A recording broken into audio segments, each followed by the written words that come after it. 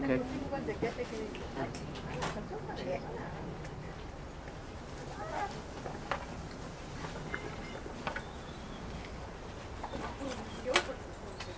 Each of the GPs or the DRS? Okay. So that's not too bad because that's only 3 days.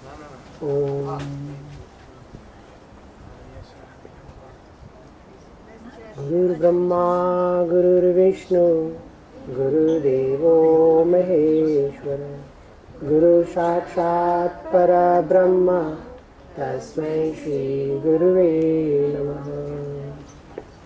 ओंकार बिंदु संयुक्तं नित्यं ध्यायन्ति योगिनः कामद मोक्षद चैव ओंकाराय नमो नमः।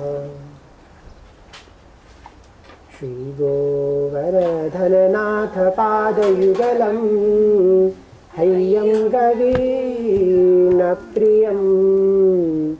नित्यं श्रीमथुराधिपं सुखकरं श्रीविठ्ठलेशं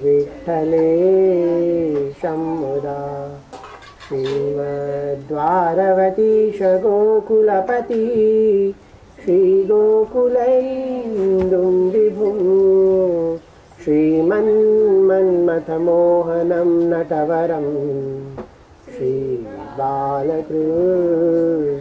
भजे श्रीमद्वल्लभविठ्ठलं गिरिधरं गोविन्दरायाभिधं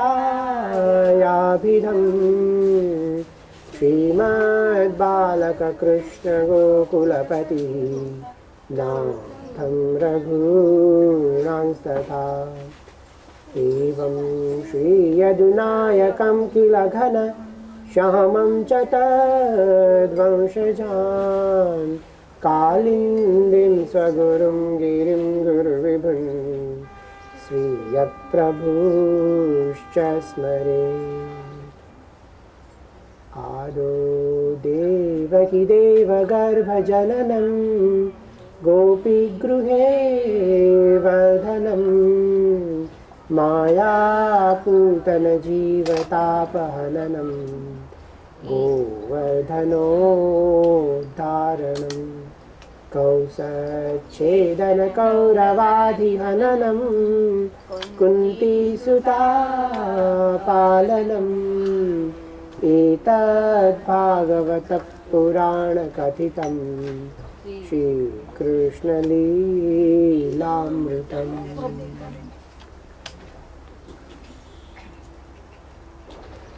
આજે આપણે કથાની શરૂઆત બહુ સુંદર રીતે કરી છે। વિષ્ણુ સહસ્ત્રથી ભગવાનનો અભિષેક કર્યો છે, પૂજન કર્યું છે।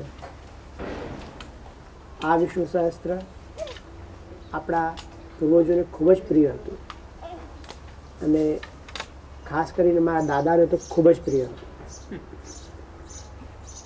જ્યારે એ પોતે રાણિયાથી બરોડા ગયા ભણવા ત્યારે પૈસા તો હતા નહીં બહુ, માનો એકનો એક દીકરો હતો, એ પણ વિધવા માનો દીકરો, ક્યાંથી પૈસા હોય?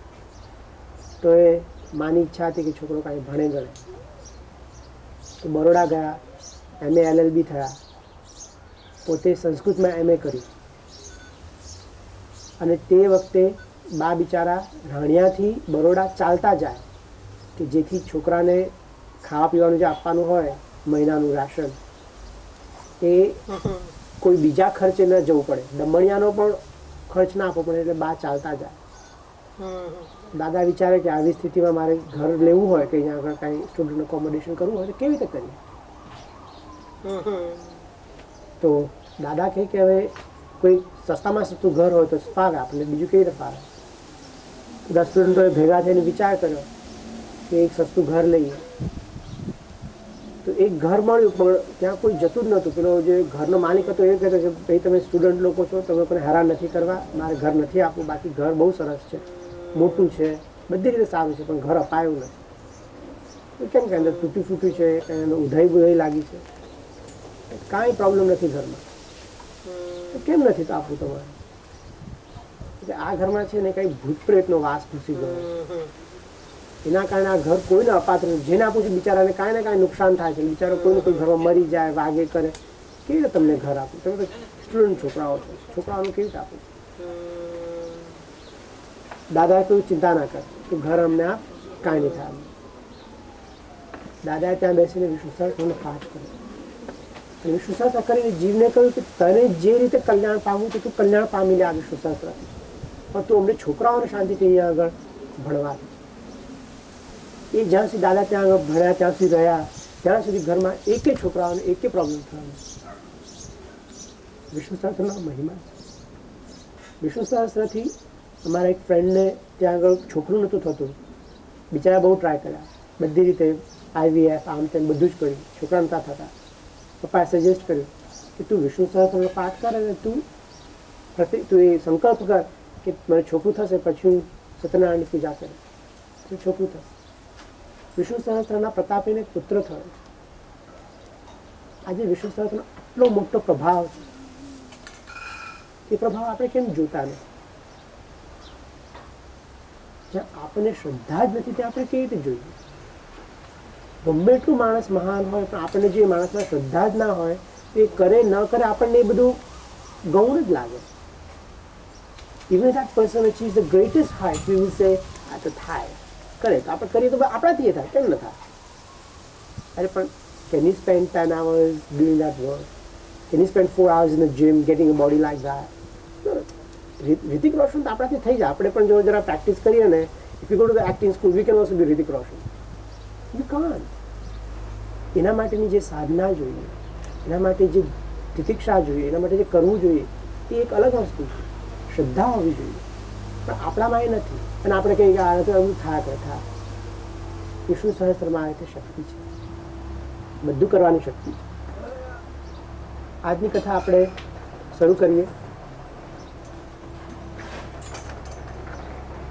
કાલે આપણે જોઈ રહ્યા કે પરીક્ષિતે પ્રશ્ન પૂછ્યો છે શુકાચાર્યજીને કે મારે હવે શું કરવું જોઈએ? જીવ માત્રનો આ પ્રશ્ન છે.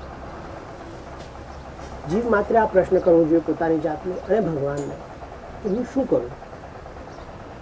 જેની સામે મરણ નજીક છે, જેને મરણ આંખની સામે દેખાઈ રહ્યું છે, એને શું કરવું જોઈએ? આ પ્રશ્નનો જવાબ શુકાચાર્ય તો આપ્યો જ છે, વલ્લભાચાર્યજી પણ સરસ આપે. સર્વદા સર્વભાવેન ભજનીયો વ્રજાધિપ સસ્યાયમેવ ધર્મો અન્ય ક્વાપી કદાચ. આ ચતુશ્લોકી છે એ પરીક્ષિતને આપેલો જવાબ જે છે એનું જ વિવેચન છે, એનું જ વિવરણ છે. જે આત્માનો ઉપદેશ જે આપેલો છે શુકાચાર્યજીએ, એ શંકરાચાર્યજીએ આપણને આપ્યો છે. આત્મવશક્તિ, અહમ નિર્વિકલ્પો નિરાકાર રૂપ. આ શું છે? આ જે મહાનુભાવોએ જે આપણને અલગ અલગ સ્તોત્રો આપેલા છે, શ્રીમદ ભાગવત અને ભગવાનની જે લીલાઓ છે એને કંઈક લગતું જ આપણને આપેલું છે. આપણા માટે આ જ જ્ઞાન ઉત્તમ છે.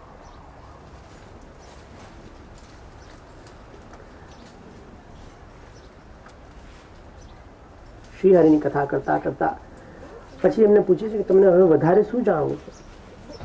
એટલે પરીક્ષિત કહે છે કે જો મારી પાસે સમય છે, મારી પાસે 7 દિવસ છે, તો મને બધું જ તમે કહો. Give me a short history of time. Stephen Hawking might have written short history of time now, in the year 2000 and something. In those days, Parikshit રાજાએ પણ એ જ કહ્યું, મને બધું જ કહો. Give me a short history of time, everything in 7 days. Give me everything. વિશ્વની ઉત્પત્તિ કેવી થઈ, વિશ્વમાં ઉત્પત્તિ કોણ કોની ઉત્પત્તિ થઈ, કેવી કેવી રીતે થઈ, શું કામ કરી, બધાનું મને તમે કહો. એટલે શુકાચાર્યજીએ શરૂ કર્યું છે કે બ્રહ્માની ઉત્પત્તિ થઈ છે અને બ્રહ્માના થ્રુ ભગવાને વિશ્વની ઉત્પત્તિ કરી. બ્રહ્માને કહ્યું બ્રહ્મા તો વિશ્વની ઉત્પત્તિ કરો. હાઉ? બ્રહ્મા કે મારી શક્તિ નથી, I don't know how to start. બ્રહ્માને કહ્યું તમે તપ કરો. બ્રહ્માએ તપ કર્યું. અનંતકાળ સુધી બ્રહ્માએ તપ કર્યું છે. બ્રહ્માને તોય ખ્યાલ નથી આવ્યો શું કરું. ત્યારે બ્રહ્માએ ભગવાનને ફરી પ્રાર્થના કરી છે. ભગવાન ફરી આવ્યા છે અને બ્રહ્માને કહ્યું છે કે તને હું આ અલગ અલગ તત્વો આપું છું, એ તત્વોમાંથી તું ઉત્પન્ન કર. એટલે મહદાદિ તત્વોમાંથી, પંચમહાભૂત વગેરેમાંથી બ્રહ્માએ વિશ્વ ઉત્પન્ન કર્યું. બ્રહ્માએ આ તત્વોને ભેગા કર્યા તો પણ એમાંથી કાંઈ થયું નહીં. ત્યારે કહ્યું પ્રભુ તમે મને આપ્યું, તમે મને બધું કહ્યું, મારાથી હજુ થતું નથી, હું શું કરું? બ્રહ્માને કહ્યું અચ્છા આજે નથી થતું, ઓકે તે શું કર્યું છે ત્યાં સુધીમાં? કે મેં આટલું કામ કર્યું. ઓકે, ભગવાન એની અંદર પોતાનો અંશ ભગવાને મૂક્યો છે. પ્રભુ એ બ્રહ્માની સૃષ્ટિમાં પોતે અવતરિત થયા છે અને બ્રહ્માનો જે ક્રિએશન હતું એની અંદર ભગવાને પ્રાણ પૂર્યા છે. આ પંચ મહાભૂતની માટીમાંથી તો આપણે પણ એક મૂર્તિ બનાવી શકીએ. એ મૂર્તિમાં આત્મા આપણે નથી મૂકી શકતા. આત્માની શક્તિ તો ખાલી ભગવાનની જ છે. બ્રહ્મા પણ બધું કરી શકે છે, પણ બ્રહ્મા એની અંદર પ્રાણ નથી લાવી શકતા. એ તો પરમાત્માની શક્તિ છે. બ્રહ્માએ અલગ અલગ રીતની સૃષ્ટિ પહેલા બનાવી છે. એમણે પોતે પહેલા માનસી સૃષ્ટિ ઉત્પન્ન કરી, પોતે માનસમાંથી ઉત્પન્ન થયા છે. ભગવાનના મનમાંથી બ્રહ્મા ઉત્પન્ન થયા છે. હી ક્રિએટેડ માનસી સૃષ્ટિ. માનસી સૃષ્ટિ ઉત્પન્ન કરીને કહ્યું કે તમે બ્રહ્માંડને ભરી દો. માનસી સૃષ્ટિ કહ્યું નો ગો. વોટ? અમે શું કામ સૃષ્ટિને કર્મથી ભરીએ? અમે કર્મ કરીએ, સૃષ્ટિને ભરીએ મીન્સ અમારે કર્મ કરવું પડે. કર્મ કરીએ એટલે અમે કર્મથી લેપાઈએ. કર્મથી લેપાઈએ તો અમને પ્રોબ્લેમ થાય. અમે શું કામ કર્મ કરીએ? અમારે કર્મ નથી કરવું. બ્રહ્માના માનસ પુત્રો બધાએ કહ્યું અમારે કામ નથી કરવું. આ વિચિત્ર છે. કાંઈ નહીં, હવે બીજી સૃષ્ટિ ઉત્પન્ન. એમણે પોતે ગુસ્સો આવે એટલે એમાંથી રૌદ્ર સૃષ્ટિ ઉત્પન્ન કરી તો એમને જ ખાવા થાય. એટલે આ સૃષ્ટિ પણ ઉત્પન્ન કરવા જેવી. એમણે ઈંડામાંથી ઉત્પન્ન કરી, એમણે શ્વેતમાંથી ઉત્પન્ન કરી, અલગ અલગ જાતની સૃષ્ટિ ઉત્પન્ન કરી. બધી સૃષ્ટિઓમાંથી પણ none of them carry on, none of them propagate themselves. What can I do to propagate this universe? એટલે એમણે મૈથુની સૃષ્ટિ ઉત્પન્ન કરી. Because unless there is an attraction between the two people, how will they want to procreate? They will not. And unless there is a reason to procreate, you will not do anything. We also want to do something because we want something at the end of it. If we didn't get paid at the end of the month, we wouldn't work. None of us would work. If we didn't get a thank you, none of us would help somebody out. જો ખાવાનું બનાવ્યું હોય, સુંદર હોય અને વર જો સારું કહેવાનું, કંઈક કોમેન્ટ કહેવાનું ભૂલી જાય તો ખબર પડે. We also expect thank you. Even a tiny amount of thank you we expect. Expectation વગર આપણું કાંઈ થતું નથી. તો બ્રહ્માએ સૃષ્ટિ ઉત્પન્ન કરી, પણ એમાં કાંઈ unless there is a reason for somebody to do something, they will not create anything. Like, okay, I will create opposites which will attract themselves against each other and they will create a સૃષ્ટિ. કે હું કેટલી આ સૃષ્ટિ ઉત્પન્ન કરું? This is too much of a hassle and too much work for me. If you look at it from a project management perspective, Brahma did just that. He was given a project, સૃષ્ટિ ઉત્પન્ન કરો. Brahma tried. He did his project plan for 1,000 years. Didn't work out. It didn't seem to fall into place. So he went back to the original sponsor. Okay, bhai, you gave me the project, but I can't seem to make a go of it. The sponsor said, okay, I will help you with this. The sponsor and વધારે resources આપ્યા. I will assign X number of resources to you. મહત તત્વ, પંચમહાભૂત આદિ જે તત્વ હતા એને assign કર્યા કે these are your tools you can work with. He went back to the project. He tried the project plan again. Still it didn't work.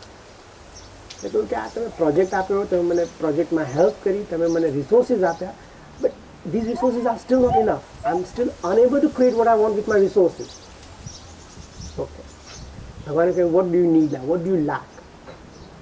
I still lack a spark. Something that will make this project click. Okay. I will provide the spark. Bhagavan and the spark added. As we all know, all projects slip. All projects have a habit of slipping by a few weeks and then a few months and then further on. Brahma ne project aapyo to ke Brahmand ne bhari do. Brahma tried. Each time the project slipped. It slipped. Brahma said, this is not working. I'm still unable to create a project that will work. A project manager wants to have a project that he can start and then give to somebody else. He can hand over the project to business as usual. He doesn't want to keep carrying on the work. That's not what a project manager wants to do.